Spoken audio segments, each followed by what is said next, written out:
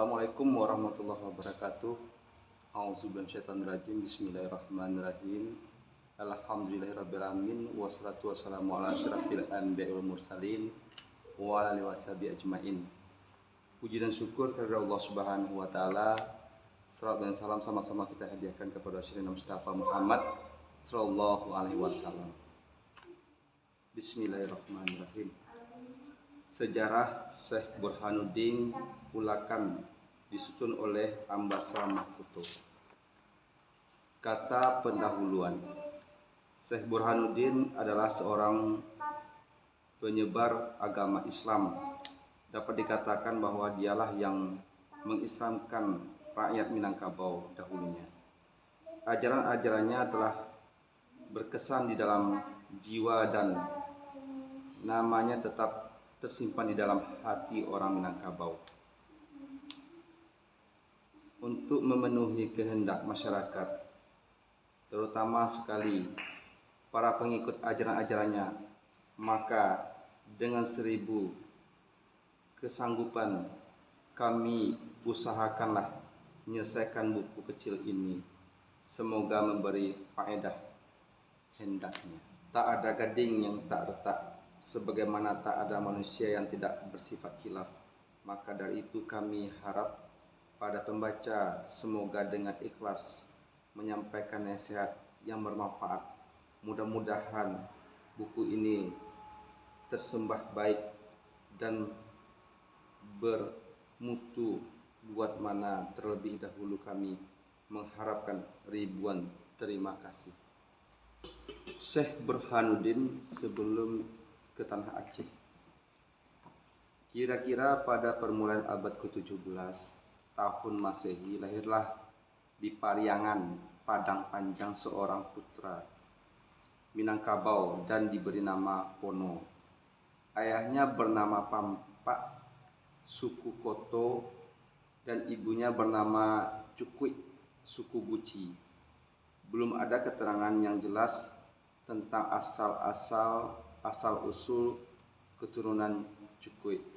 Penghidupan keluarga Pampak adalah berternak. Masyarakat Periangan waktu itu sudah tersusun baik. Aturan-aturan negeri telah sempurna karena kira-kira 250 tahun yang lampau telah berdiri kerajaan Pagaruyung. Ajaran Datuk Parapatih Nasabatang dan Datuk Katumanggungan bertambah meresap dalam jiwa, berurat berakar dalam hati dan alam pikiran masyarakat. Tanah Aceh telah dimasuki agama Islam sejak abad ke-13. Jadi sudah lebih 300 tahun lamanya waktu si Pono dilahirkan sudah menjadi serambi Mekah yang sungguh-sungguh. Dalam abad ke-14 dan 15 telah sampai agama Islam di Minangkabau. Tetapi agama itu dibawa oleh pengembara-pengembara mencari penghidupan dan bukanlah syiar Islam yang menjadi tujuan utamanya. Pusat kerajaan Minangkabau belum lagi disentuh oleh pengaruh-pengaruh Islam dan agama Buddha masih berkuasa dan mempengaruhi masyarakat. Syarak belum mendaki dan adat baru telah menurun. Di dalam kehidupan masyarakat seperti inilah si Pono dibesarkan. Ketika si Pono sudah mulai besar, sedikit dia menolong ayahnya mengembala ternak. Dia termasuk anak yang lurus dan jujur dalam berkawan, oleh sebab mana banyak teman yang suka bermain dengan dia. Si Pono bertambah besar jua, sudah dapat membedakan buruk dan yang baik, sudah tahu dengan adat sopan santun, sudah mengerti perasaan hina dan mulia. Demikianlah berhubung satu dan yang lain hal Si Pono bersama ayah dan ibunya pergi meninggalkan tanah tempat darah tumpah sambil mencari hidup baru dan tanah baru, dan dalam susunan masyarakat baru pula. Mereka turun menuju rantau kadakek riak nan badabur. Ketiga anak beranak itu berjalan melalui Malalo terus ke Asam Pulau dekat kayu tanam, dan di sini dihilirkannya batang tapakis. Dan sampailah di situ. Jauh mencari Hindu, dekat mencari suku. Mamak ditinggalkan, mamak juga yang ditapeti. Maka ditapetilah di situ ini seorang mamak bergelar Datuk Sati. Datuk Sati memberinya sebidang tanah untuk diperladangi dan mendirikan rumah. Di samping menolong ayahnya mengembalakan ternak, dia pun harus mencari kawan baru. Maka diperoleh seorang teman yang baik dan halus budi bahasanya, bernama Idris, gelar Majolelo, hingga menjadi sahabat si Pono yang sangat akrab. Ternyata ternaknya segera berkembang hingga dia terpaksa mencari padang rumput yang lebih luas lagi. Demikianlah dia sampai di suatu lapangan rumput dekat Tapakis bernama Padang Ujung Tabiang. Pada waktu itu sudah berdiam di Tapakis seorang ulama yang alim beragama Islam bernama Yahyudin. Datang dari Madinah, bergelar Tuanku Madinah. Dia disuruh gurunya pergi ke tanah Jawi atau Indonesia untuk mensiarkan agama Islam dengan 3 orang temannya pula. Masing-masing bernama Sahbudin, Samsudin, dan Basaruddin. Guru Tuanku Madinah itu memberikan sekendi air dan sepundi pasir padanya dengan pesan bahwa jika selamat sampai di tanah Jawi di mana tempat sesuai rasa air dan bentuk pasirnya yang dibawanya, maka disitulah tempat menetap mengembangkan agama Islam. Berlalu Tuanku Madinah dengan ketiga temannya itu dan sampailah di sepanjang pantai barat Pulau Sumatera. Sudah 4 kali dia mendarat, tetapi tidaklah ada bertemu air dan pasir yang sesuai. Ketika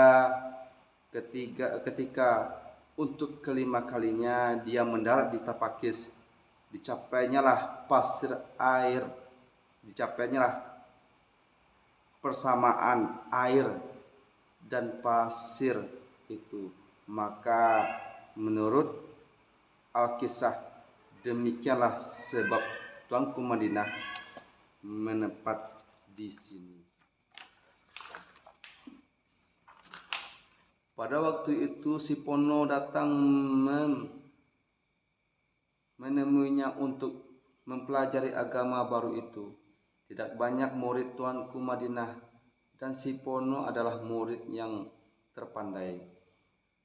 Dari Tuanku Madinah lah si Pono mulai mengucapkan 2 kalimat syahadat, membaca bismillah, dan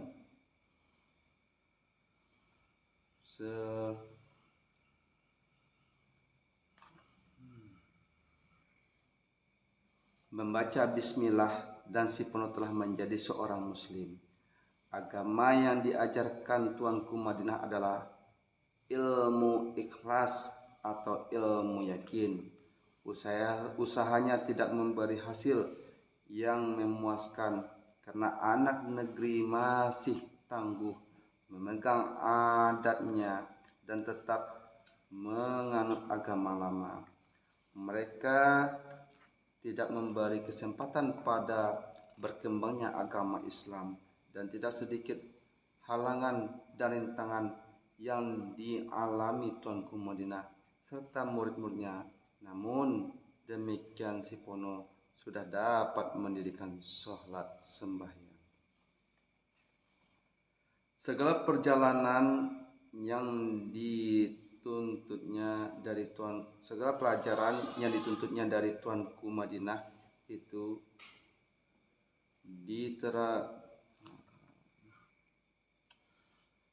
segala pelajaran yang dituntutnya dari Tuanku Madinah itu diterangkannya pula pada ibu bapaknya di rumah, hingga kedua ibu bapak itu mengetahui pula paham-paham agama baru itu. Tidaklah ada kepastian riwayat apakah ibu bapak si Pono langsung menjadi muslim, tetapi keduanya menaruh kepercayaan dan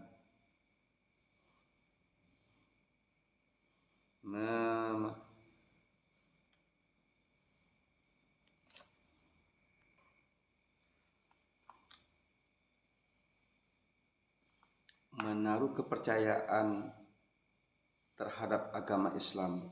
Begitulah ketika Tuanku Madinah bersama murid-muridnya mendirikan surau tempat beribadat dan mengaji, ayah dan ibu si Pono turut membantu. Surau itu didirikan sangat sederhana sekali dan memakai mimbar hingga disebut orang surau mimbar. Nama ini lekat menjadi nama kampung tempat surau itu berdiri itu, dan akhirnya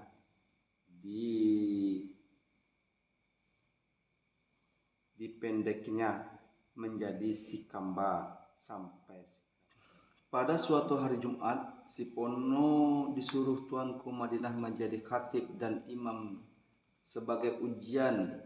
Berkat kekuasaan Allah Subhanahu wa taala, dia dapat membaca khutbah dengan lancar hingga Tuanku Madinah tercengang mendengarkan sambil mendaham-daham. Demikianlah jua tatkala dia menjadi imam sembahyang. Setelah selesai sembahyang Jumat, bertanyalah si Pono pada gurunya, apakah sebab Tuanku mendaham-daham itu? Tidak adalah jawabnya selain tafakur dan mengucapkan syukur kepada Tuhan di atas rahmat Allah. Pada si Pono dan juga karena pelajaran yang diberikannya telah berhasil dengan memuaskan. Ketika si Pono bertanya lagi, diterangkanlah oleh Tuanku Madinah bahwa tidak ada yang salah, melainkan baik dan sempurna. Akhirnya berkat Tuanku Madinah, sempurnalah ajaran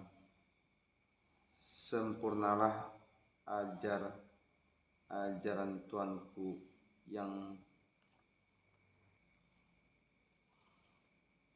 sempurnalah ajaranku yang singkat ini, dan sungguh Allah telah memberikan rahmat kepadamu. Tidak ada yang berkuasa selain Tuhan, dan segala sesuatu dapat terjadi dengan kehendaknya. Jika sampai hayatku nanti dan kita tidak bertemu lagi, aku berpesan kepadamu supaya kamu pergi melanjutkan pelajaran ke tanah Aceh. Semoga engkau menjadi seorang yang diridai Allah dan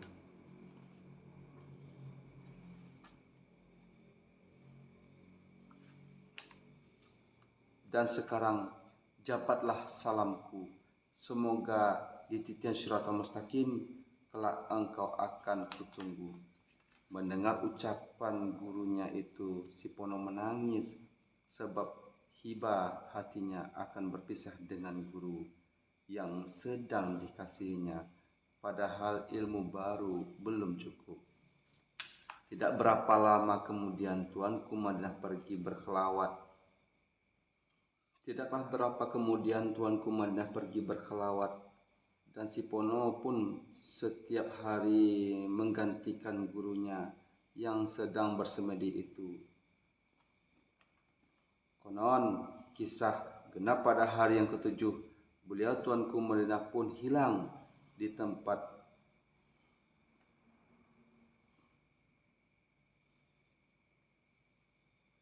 persemedian di atas lubang tempat berkelawat itu.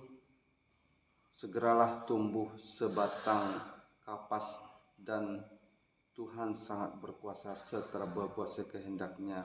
Guru yang amat disayanginya itu telah pergi dan tidak akanlah kembali lagi. Dengan air mata titik ke bumi, berjalanlah si Pono pulang kembali ke situ, mendapatkan orang tuanya dengan hati yang sangat hibah.